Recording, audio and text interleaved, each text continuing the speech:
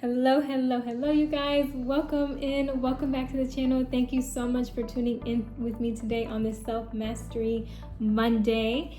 It's a beautiful day, and it's a perfect day to specifically talk about what you guys see in the title, which is managing your finances, specifically during a crisis.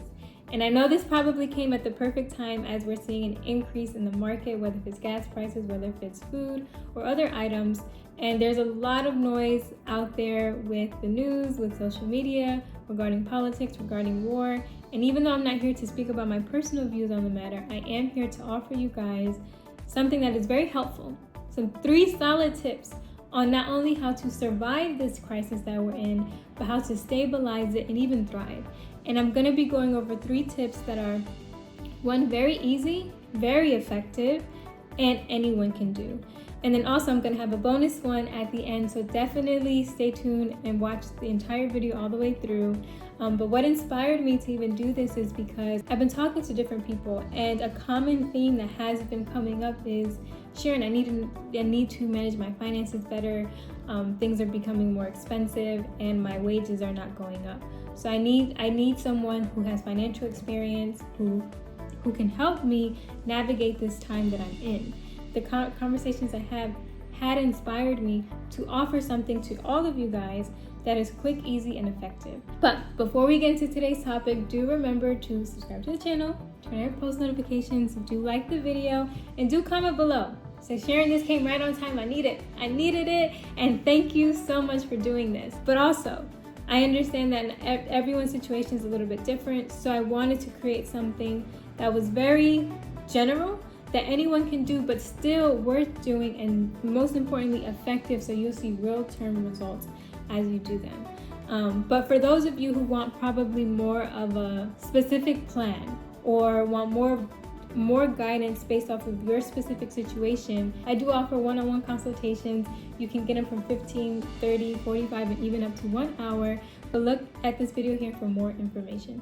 Hi loves, if you've been wanting more personalized guidance, I'm so excited to be officially announcing that I'm going to be offering one-on-one virtual consultations. Whether if it's in real estate, financial direction, emotional intelligence, or just helping navigate through life, I'm here to help you think through it with clarity, intention, and confidence. I'm offering flexible sessions between 15, 30, 45 minutes, and even up to 1 hour, so you can choose what works best for you. If you'd like to book, you can use the link below or the information in the description. Just a quick note, this is general guidance based off of my professional experience in real estate, finance, and other life endeavors, and is not legal, financial, or licensed advice. So please make sure to review the terms before booking. And if this is your first time booking, there is a 10% off promotion available. Make sure to use the information below or the information in the description for the promotion code based off of your session length. I'm absolutely looking forward to connecting with you guys during these one-on-one sessions. Now let's get back to our regular scheduled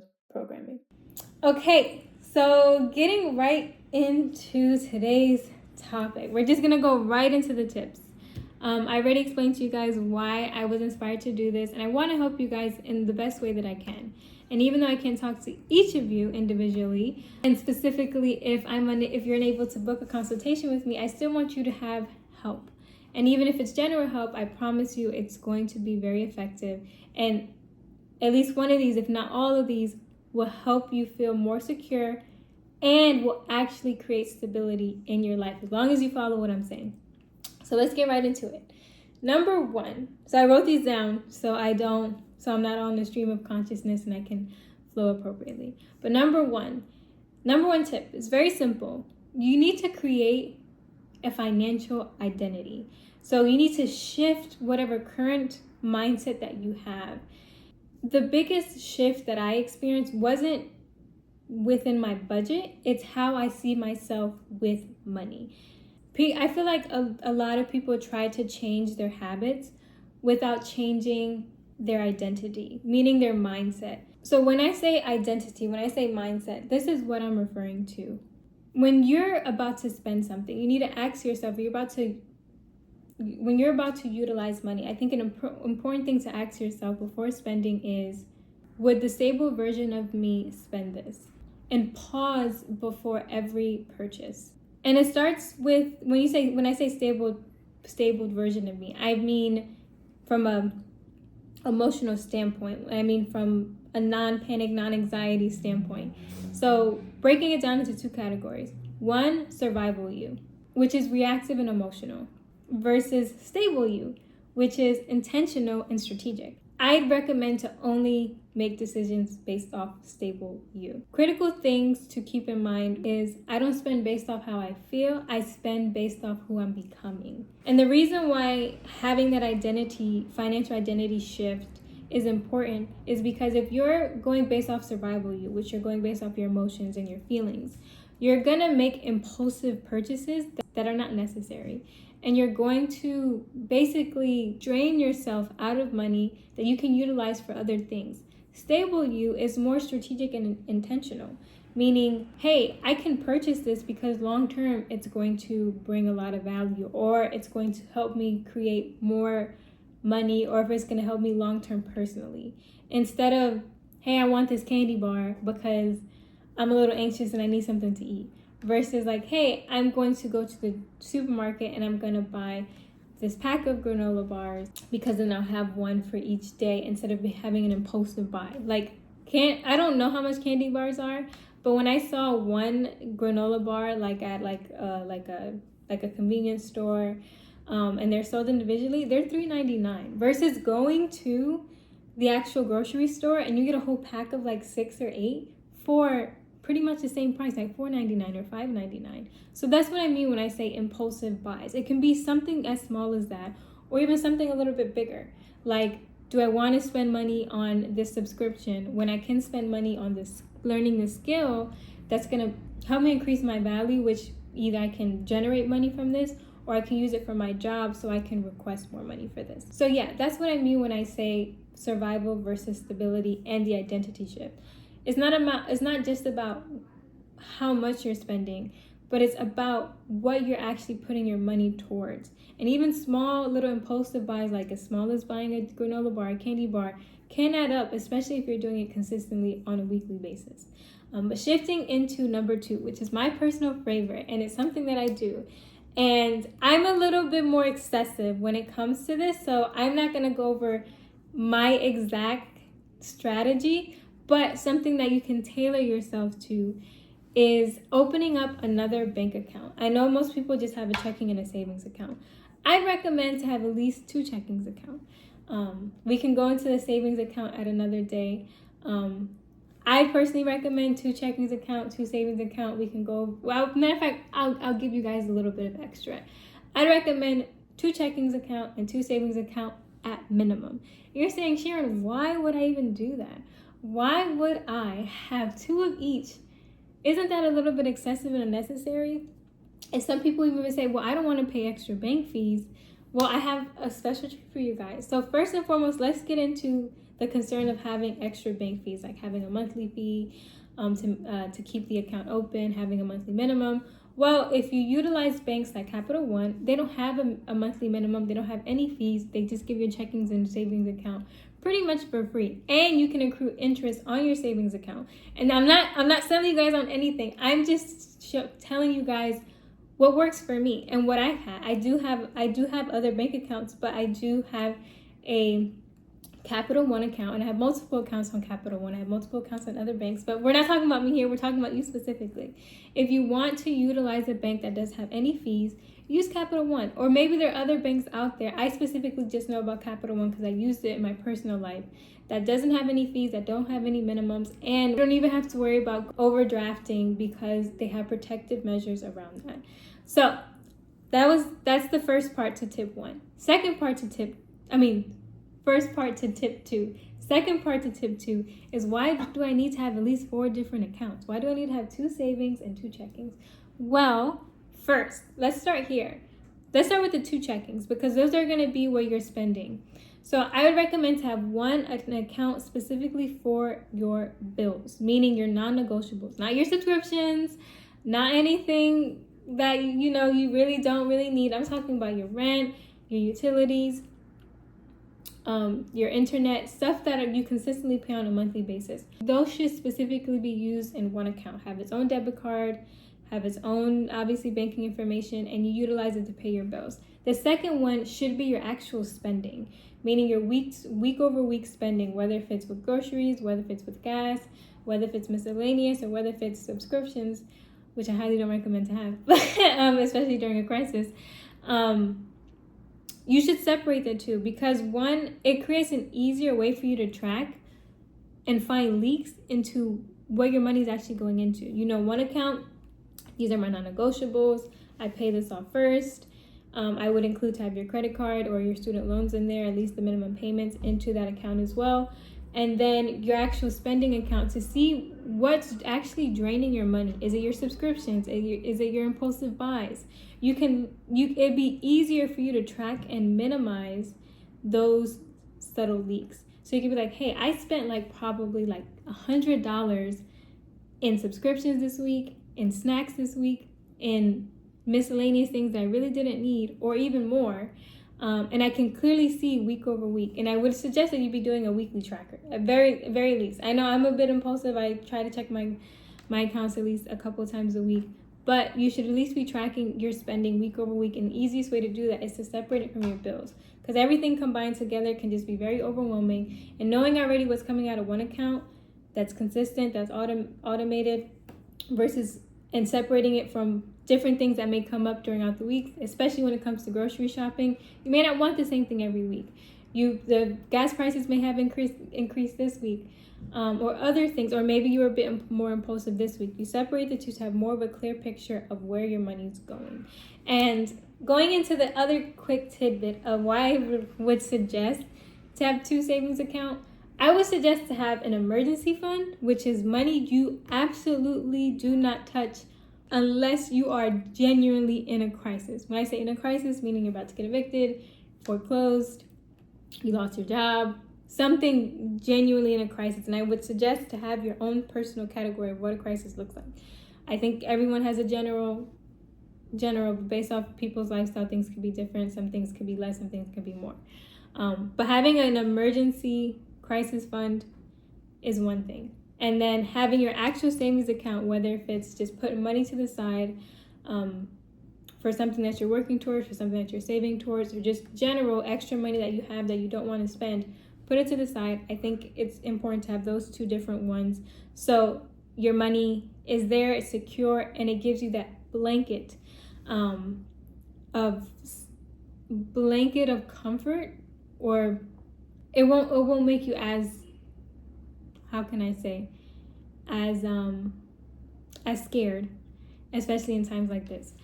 But I can go over specifics on how much percentage, if you make at 100% of the things that you make, what should go into each account. I can do it in a separate video. If you guys do want me to do that, do drop a comment below, and I can even go over my personal finances, which you guys are going to think is crazy. I have so many different accounts for different things, whether it's business, whether it's personal, savings, retirement, investment. We can go over that another time. If you guys genuinely want to know, I can do a separate video on this, but do comment below. But last but not least, let's do the third tip. Third tip is lowering your lifestyle pressure. I know a lot of people are not going to want to hear this one, or be hesitant, or maybe do this one last minute. But I would encourage you, the earlier that you start to change this and to implement it, the better you are long term, especially when coming out of a crisis. You'll be a lot more stable during the crisis, but even prosperous after the crisis, because you lowered your lifestyle pressure. What do I mean when I say lifestyle pressure? Well, people try to maintain their lifestyle, maintain an appearance, maintain comfort, emphasize on the appearance during a crisis. And that honestly is what usually causes you to get into survival mode, and even breaks you a little bit financially, because you're trying to maintain something that realistically everyone's struggling with, even if they don't say it out loud. So if you reduce pressure, you increase your control, which then creates stability. And how do you do that? I mean, how do I lower my pressure points? What does that look like, Sharon? Give me some more details. Well, you're not gonna like this. I'm gonna be honest, you guys are not gonna like this one, but it starts off with little simple things. Reduce the amount of subscriptions you have. Some people have Netflix, Hulu, Disney, YouTube subscription, which I don't know why, because YouTube is free, and a whole bunch of other subscriptions, whether if it's being members to certain people, whether if it's supporting certain things. Be honest with yourself. You can't do it all the same way that you did before during a time when we weren't in a crisis, during a time when the economy was a bit more stable and things weren't so expensive. So maintaining that lifestyle, whether if it's subscriptions, eating out, maybe going to spas every week, maybe, having a membership at a spa, maybe having a membership at a country club, so on and so forth. Be honest with yourself. Be realistic. And I'm not saying you have to cut them all out cold turkey or saying that you have to cut them all out in general. I'm saying to manage what's realistic and think about what you actually utilize. If you only have, say if you have like 5 different streaming subscriptions, but you only use really 2, like you only use Netflix and YouTube.